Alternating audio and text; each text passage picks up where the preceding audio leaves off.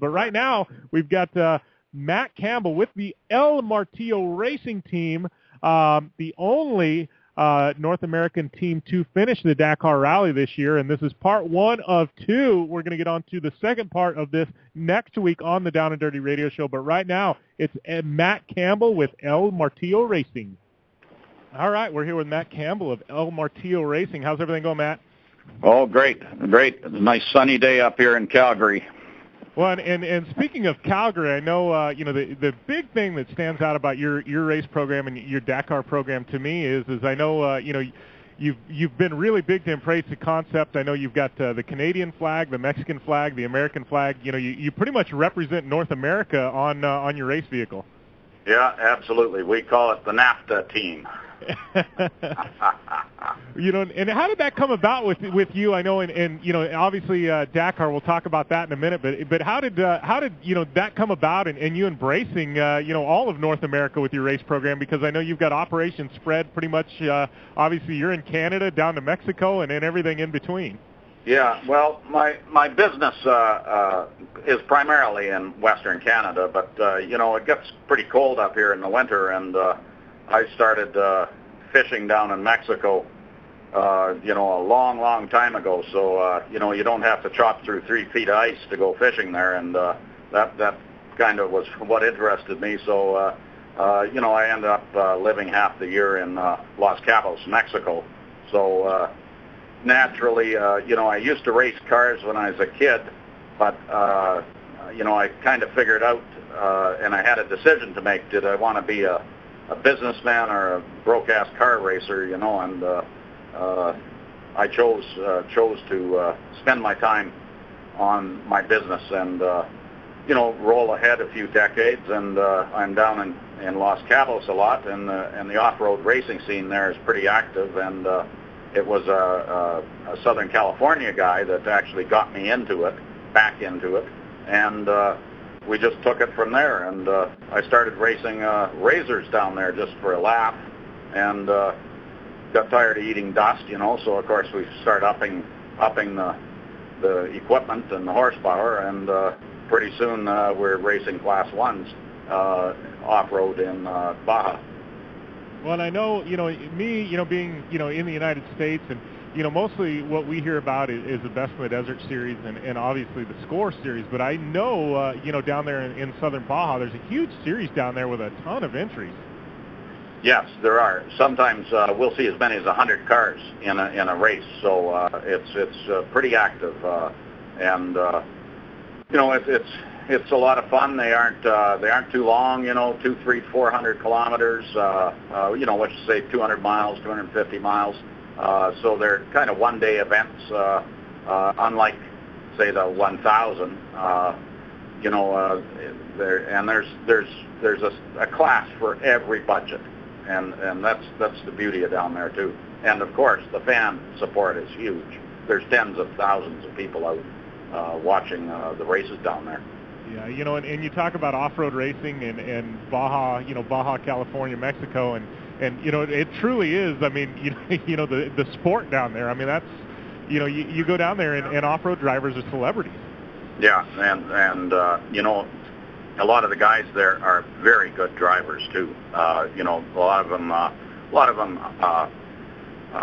hobbled by budget constraints, but there's some very good drivers in Baja. Well, and I know, you've surrounded yourself with some great people, and most of them out of southern Baja. Yeah.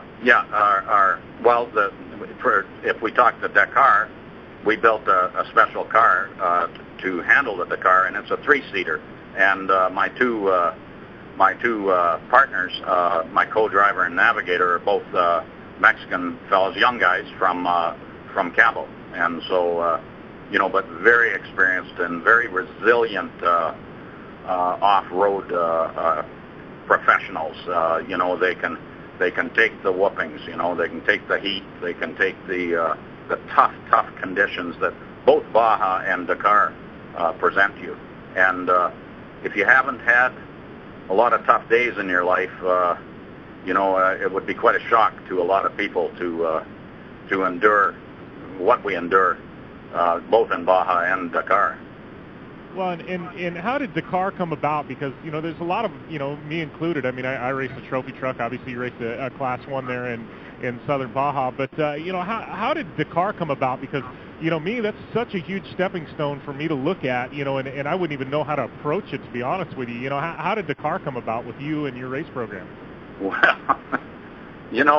the Dakar is the F1 of off-road, and all my life I've stretched for the extra mile. I've always gone big, and I think for someone like me, Dakar was just the logical next step.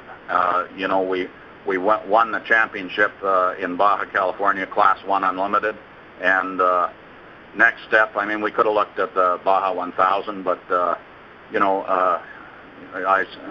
kind of stepped over that to do the Dakar, and the Dakar is more, as I said, it's the F1 of off-road, but it is a planning and logistical and endurance race.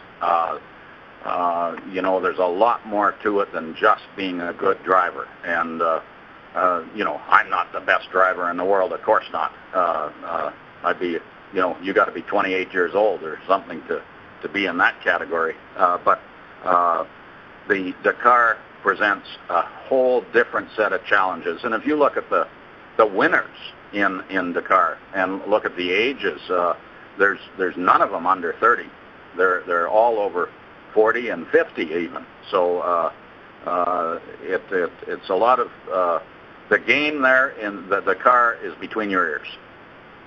Well, and I've talked to a lot of people, and what makes your program really stand out is remarkable to me is I've talked to a lot of people who go down to Dakar, and they say it's really a 3-year process to be competitive. I mean, you go the first year to just experience and see how things are run.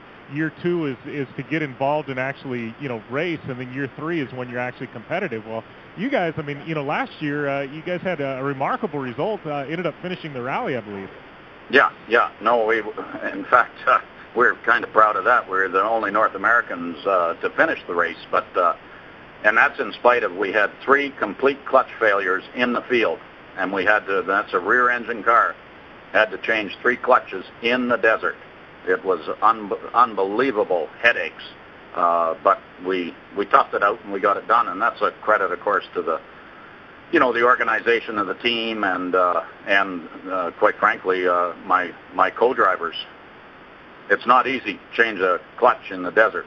Yeah, it's not easy to change one in a shop, and more or less I can completely understand out in the desert, And talking about last year to this year, obviously, you've got a year under your belt. You ran the car at Dakar and finished. I know you guys have been doing a ton of testing. I mean, how are things looking for the 2015 edition of Dakar? Well, we hope to be a little more competitive. We've eliminated the clutch. We went with the torque, and that seems to be working out fairly well. Of course, we didn't know when we first entered. It's such a steep learning curve, and it's like doing 14 500s in a row, day after day, and that's about the miles that you cover. And, equipment failures, the pit crew, things like that are all part of the learning process. So, barring a disaster, and a disaster could be, if you throw a rod or something, you're out of the race because they won't let you change the block. You can change pistons, but you can't change the block. And, the rule book, and that's the other thing, I mean, is 3 inches thick. It's in French. There's an English translation, but the French will prevail, and so it's quite a FIA regulated race, which is way different than score and all of that. So that's all part of the learning curve.